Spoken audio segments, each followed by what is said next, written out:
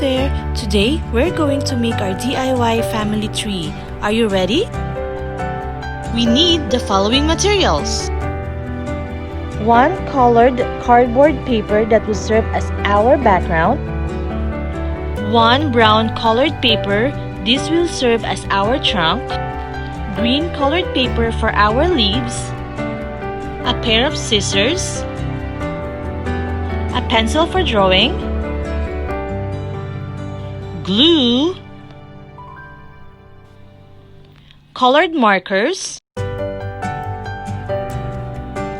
And our family pictures.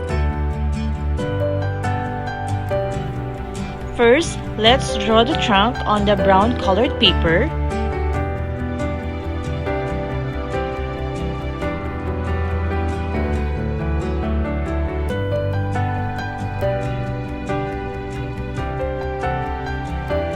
Then ask Mommy and Daddy to cut the outline of the tree.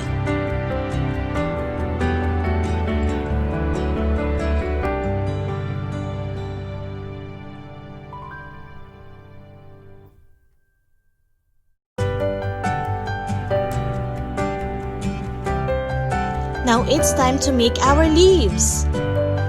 Fold the paper into 2, then fold it again as in the video until we get a little square. That is where we will draw our leaves.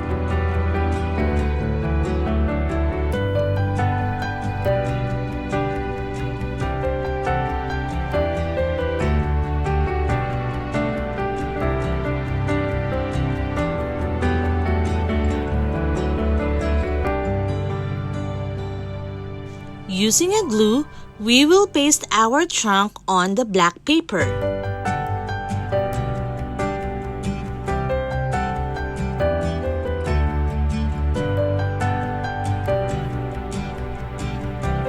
Set aside and let it dry.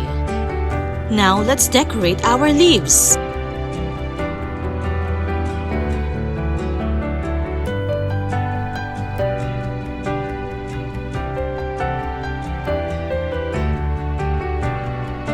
Once ready, we can now glue the leaves on the tree.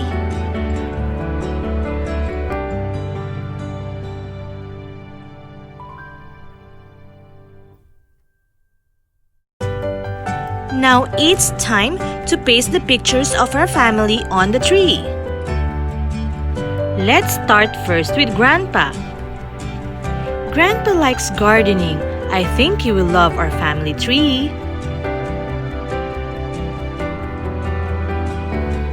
Next is Grandma, our beautiful, sweet Grandma.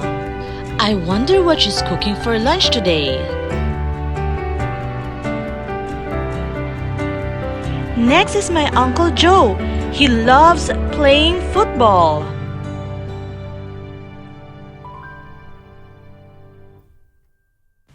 Now here's my Aunt Lisa. She loves painting and making pizza.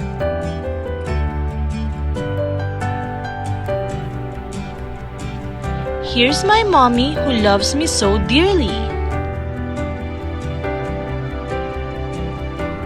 Here's my daddy who is the greatest joker of the family.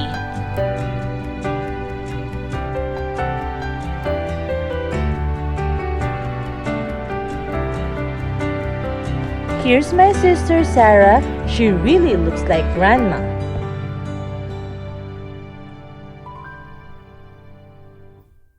Here's my brother Elliot. He really wants to become a pilot. And don't forget about me, the cutest of them all.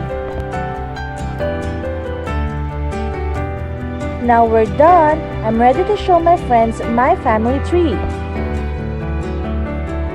Here's Grandpa, Grandma, Mother, Father, Uncle, Aunt, Sister, Brother, and me.